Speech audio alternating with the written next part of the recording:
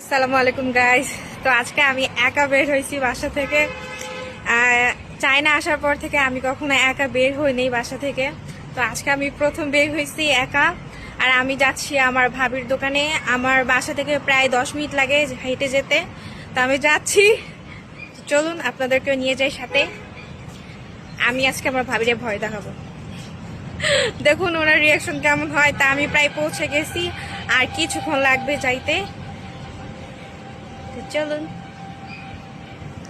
এই যে বেশি দূরে না, ওই তো ওইখানে আমি পৌঁছে গেছি গাইস। ওই যে আমার ভাবি, তো দেখি কি রিয়াকশন দেয়। এই যে এই যে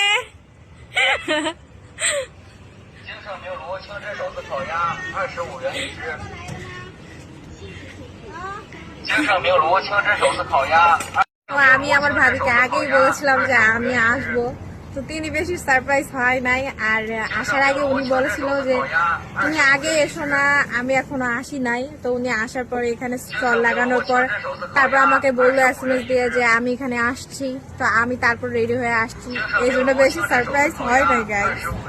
তো যাই হোক, বাই বাই।